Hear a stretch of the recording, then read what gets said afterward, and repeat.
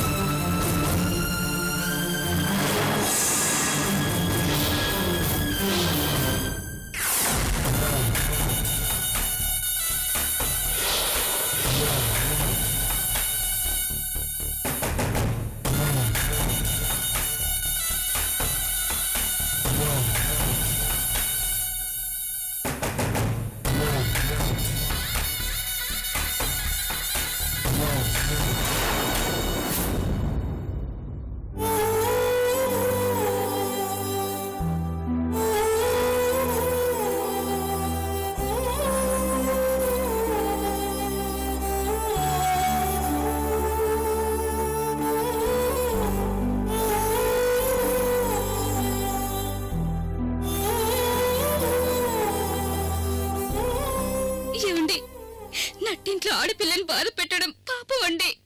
ఇంక చాలు, వదిలేయండి.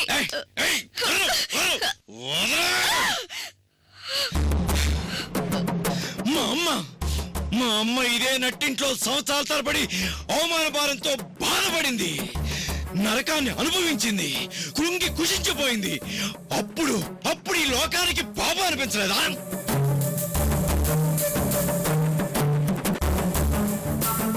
చంద్రశేఖర్ గారు. సార్, మీరు కానివ్వండి. నేనా? వద్దు సార్. చంద్రశేఖర్ గారు, నా పగ చల్లారడం కోసం మిమ్మల్ని కొట్టమంటున్నాను. కొట్టండి. అలాగే, మీరు చెప్పిన తర్వాత కాదంటానా? చూడమ్మా, ఈ పరిస్థితుల్లో ఆయన చెప్పిన తర్వాత చేయపోతే నాగరాజు గారు చాలా బాధపడతారు. నేను నిన్ను కొట్టాల్సి వచ్చినందుకు ఏమనుకోవద్దు. సారీ అమ్మా.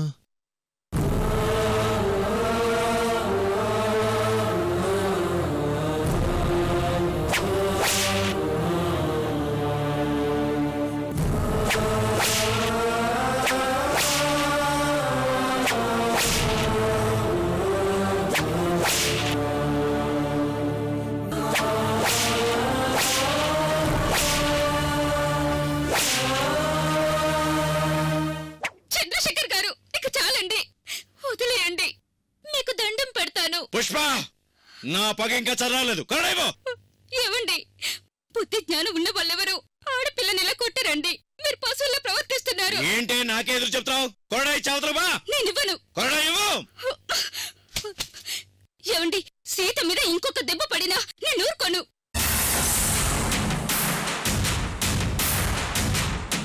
అన్నా, వదిన చెప్పినట్టు వదిలే అన్నా.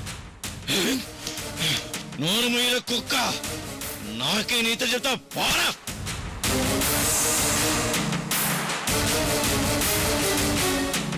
కొరడా దెబ్బలతో సరిపెడతాననుకున్నావా? ఆ శివరామరాజుకి బదులుగా ఈ సీతని ఇక్కడే నరికి ఆ రక్తంతో మా అమ్మకి అభిషేకం చేస్తాను. అప్పుడు మా అమ్మ ఆత్మ శాంతిస్తుంది.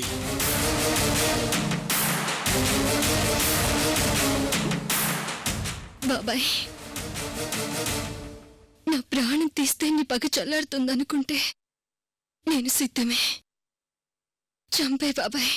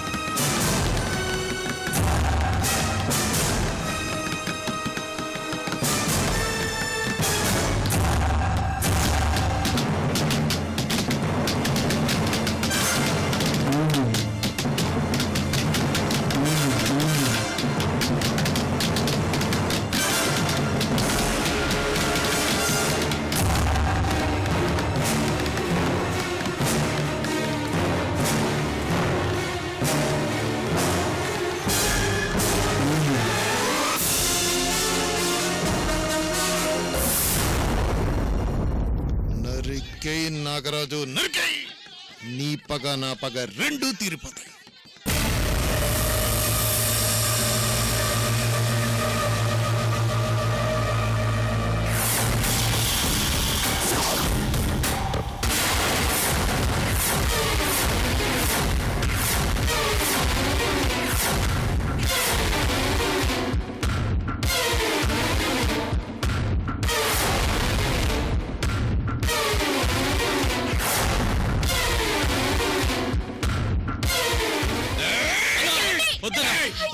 అమ్మాయిని చంపుతున్నా, పాపం వల్ల ఆడపిల్ల పాపం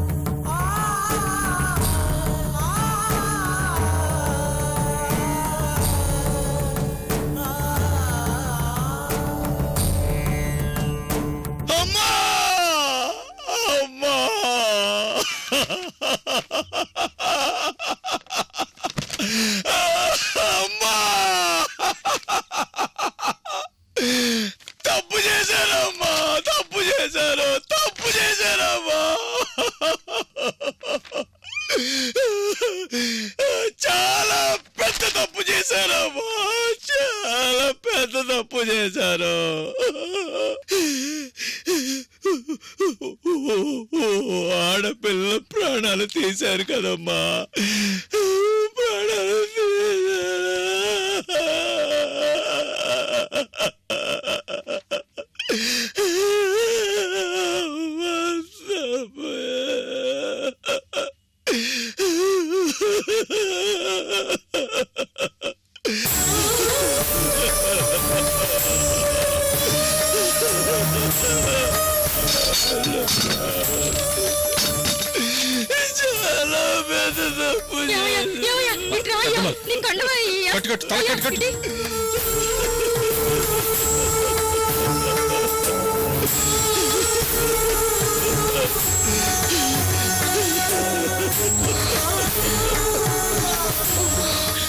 అమ్మా సీతమ్మ, త్వరగా హాస్పిటల్కి వెళ్దాం పదమ్మా. పర్లేదు తలుపులమ్మా, నాకేం కాలేదు, కాసేపు ఆగండి.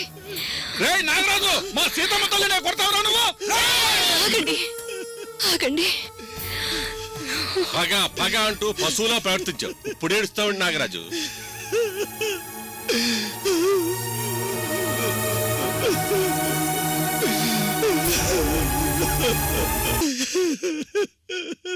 ఏంటి బాబాయ్, అలసిపోయావా?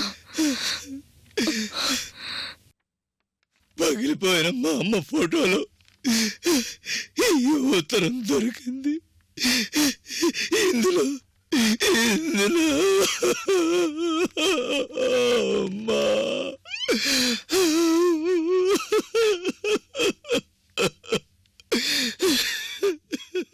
అమ్మా సీతమ్మ, అందులో ఏం రాసుందో గట్టిగా చదవమ్మా.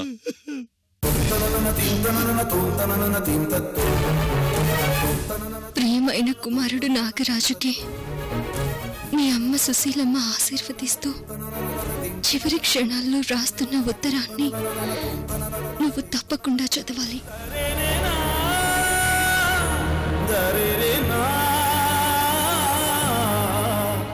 నీకు ఊహ తెలిసినప్పటి నుంచి మీ నాన్న నాకు దూరంగానే ఉన్నారు. అమ్మ నాన్నని వదిలి దూరంగా ఎందుకుందో తెలియక నువ్వు చాలా బాధపడేవాడివి. యుక్త వయసు వచ్చాక నిన్ను మన యజమాని శివరామరాజు గారి అక్రమ సంతానమని లోకులు అంటుంటే నువ్వెంత బాధపడేవాడివో ఈ అమ్మ చూసిందిరా. కానీ అప్పటికే చేయి దాటిపోయింది.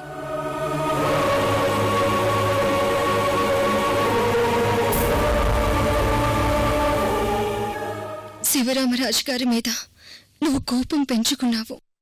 నేను పనిచేసిన ఇంటి యజమానితో నాకు లేనిపోని సంబంధం ఉందని లోకం అంటగట్టింది. మీ నాన్న నుంచి నేను విడిపోయి నిండు చూలాలిగా శివరామరాజు గారి ఇంటికొచ్చాను. ఆయన నన్నెంతో ఆత్మీయంగా ఒక సొంత అన్నలా చూసుకున్నారు. నన్ను మీ నాన్నను కలపాలని ఆయన ఎంతో ప్రయత్నం చేశారు. దురదృష్టం, మీ నాన్న కూడా నిందలను నమ్మి ఇంకో పెళ్లి చేసుకుని వెళ్లిపోయాడు. నింద మీ అమ్మ మోసింది. శివరామరాజు గారి మీద మాయని మచ్చపడింది. నిజం నీకు చెప్పినా ఆవేశంలో అర్థం చేసుకుంటావో లేదోనని భయపడ్డాను.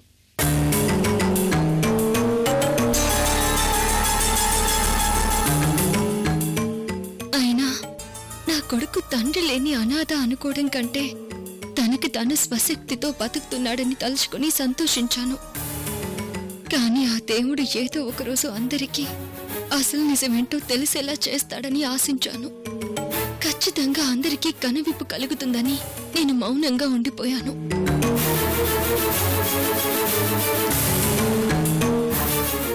కానీ నువ్వు శివరామరాజు గారి మీద మనసులో ద్వేషం పగ పెంచుకున్నావని నాకు తెలిసేసరికి ఆలస్యమైనా నీకు నిజం చెప్పాలనుకున్నాను. ఇంతలో నాకు పక్షవాతం వచ్చింది. కుడి చేయి తప్ప మాట పలుకు నా శరీరంలో అన్ని భాగాలు పడిపోయాయి. దాంతో ఈ ఉత్తరం రాశాను.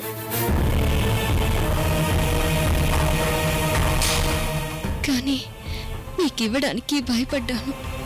ఆ రోజు నీలో ఉన్న కోపానికి ఈ ఉత్తరం చదివితే శివరామరాజు గారే కావాలని నన్ను భయపెట్టించి రాయించుంటారని నువ్వు అపార్థం చేసుకుంటావని నా బాధ. ఏదో ఒకరోజు ఆ భగవంతుడు నీకు కనువిప్పు చేయాలనుకున్న రోజు ఈ ఉత్తరం నువ్వు చదువుతావని నమ్మి దేవుడి మీద భారం వేసి ఈ ఉత్తరాన్ని నా ఫోటో వెనుక పెట్టాను.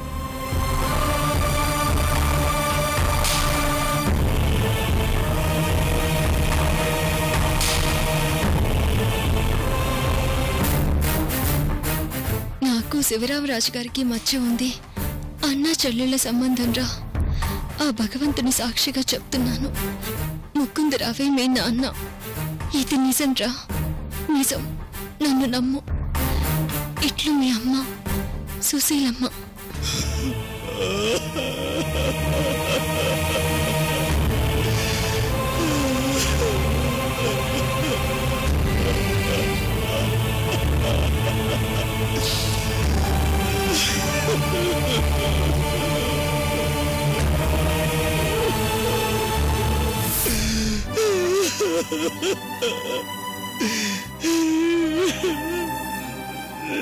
పాపం చేశానమ్మా.